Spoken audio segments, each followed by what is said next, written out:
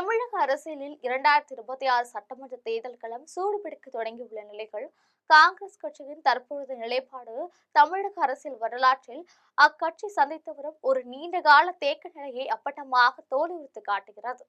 யாரோட கூட்டணி என்ற ஒற்றை கேள்விகளே காங்கிரஸ் கட்சி இத்தனை குழப்பங்களுக்கு ஆளாகி இருப்பது அதன் அரசியல் முதிர்ச்சியின்மையை வெளிப்படுத்துகிறது.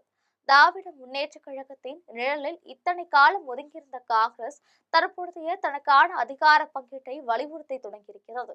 ஆனால் திமுகவோ கூட்டாட்சி மத்தியில் தனித்தாட்சி மாநிலத்தில் என்ற தனித்த கொள்கையில் உறுதியாக இருப்பதால் காங்கிரஸ் இப்பொழுது களத்திற்கப்பட்ட நிலைகள் திசை தெரியாமல் தள்ளாடி கொண்டிருக்கிறது. காங்கிரஸ் கட்சியின் ஒரு தரப்பினர் நடிகர் விஜயின் தமிழக வெற்றி கழகத்துடன் கூட்டணி வைக்கலாம் என்று மேலிடத்திற்கு தூதனுப்பி வருவதாக பரவலாக பேசப்படுகிறது. ஆனால் விஜயோ தனது அரசியல் பயணத்தை தொடங்கும் போதே மிக தெளிவாக தனது தனித்துவத்தை நிரூபிப்பதை நோக்கம் என்று கோடிட்டு காட்டியுள்ளார். ஒருவேளை தாவைக்கு தனது கதவுகளை காங்கிரசுக்காக அடைத்துவிட்டால் அந்த கட்சியின் நிலைமை பரிதாபம்தான்.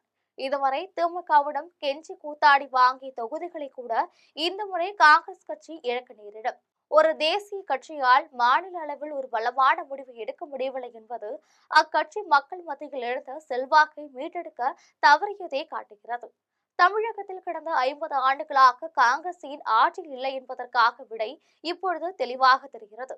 1967 ஆட்சி இழந்த பிறகு மீண்டும் ஒருமுறை கூட தமிழகத்தின் அரியணையில் ஏற முடியாததற்கு காரணம் அந்த கட்சியின் பாணிதான். சுயமாக கட்சியை வளர்க்காமல் எப்பொழுதும் ஒரு திராவிட கட்சியின் தயவை எதிர்பார்த்து கொண்டு இருந்தால் தொண்டர் பலம் என்பது சிதறி போய்விடும். ஒரு தேர்தலுக்கு கூட்டணி முடிவெடுப்பதற்கே பல வாரங்கள் டெல்லி மேலிடத்தின் அனுமதிக்கு காத்திருக்கும் ஒரு கட்சியால் தமிழக மக்களின் அன்றாட பிரச்சனைக்கு எப்படி உடனுக்குடன் தீர்வு காண முடியும்? முடிவெடுக்கும் ஆற்றல் இல்லாத தலைமை எப்பொழுதுமே தோல்வியை சந்திக்கும் என்பதற்கு தமிழக காங்கிரஸே ஒரு சிறந்த உதாரணம். ராகுல் காந்தி ஏன் இன்னும் ஒரு நாடாளுமன்ற உறுப்பினராகவே இருக்கிறார்?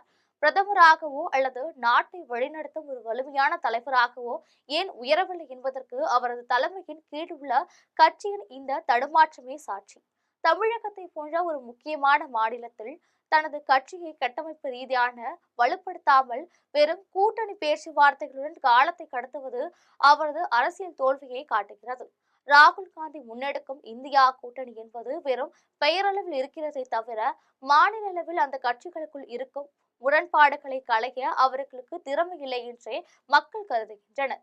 முடிவெடுக்க தள்ளாடும் தலைமை இப்பொழுதுமே ஒரு சாதாரண எம்பியாக தான் இருக்க முடியும், மக்கள் தலைவனாக முடியாது. மக்களின் பார்வையில் ஒரு கூட்டணியை பற்றி முடிவு செய்ய முடியாத கட்சியிடம் ஒரு மாநிலத்தின் அல்லது நாட்டின் ஆட்சியை ஒப்படைப்பது என்பது தற்கொலைக்கு சமம். இன்று திமுக அதிகாரம் மிக்க ஒரு நிலைகள் இருப்பதற்கான காரணம் அதன் தெளிவான நிலைப்பாடு மற்றும் கட்சியின் கட்டமைப்பு.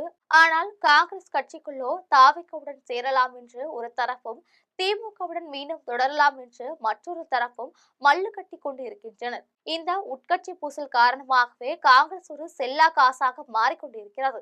தாவேக போன்ற புதிய கட்சிகள் கூட தங்களின் கொள்கையில் உறுதியாக இருக்கும் பொழுது 100 ஆண்டுகால பாரம்பரியம் கொண்ட காங்கிரஸ் இப்படி தள்ளாடுவது அக்கட்சியின் அந்திம காலத்தை தான் நினைவூட்டுகிறது. இறுதியாக 2026 தேர்தல் என்பது காங்கிரசுக்கு ஒரு வாழ்வா சாவா போராட்டமாகும். திமுக கொடுக்கும் 20 அல்லது 25 தொகுதிகளை பெற்றுக்கொண்டு மீண்டும் ஜால்டா தட்டுவதாக அல்லது தாவேக்கிடம் கதவை தட்டி அங்கேயே அவமானப்படுவதா என்ற இக்கட்டான நிலைகள் அக்கட்சி உள்ளது. இந்த தள்ளாட்டமே காங்கிரசின் வீழ்ச்சிக்கு காரணம். கொள்கைப்படி இல்லாத, முடிவெடுக்கும் திறனற்ற, தலைமைக்கு கட்டுப்படாத ஒரு அரசியல் இயக்கம் காலப்போக்கில் காணாமல் போவது இயற்கை.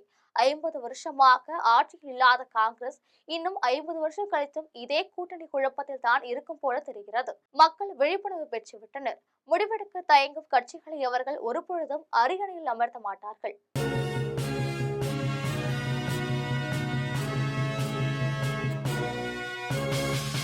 உடனுக்குடன் அப்டேட் தெரிந்து கொள்ள ஜெம் டிவி தமிழ் ஆப்பை இன்ஸ்டால் செய்யவும்.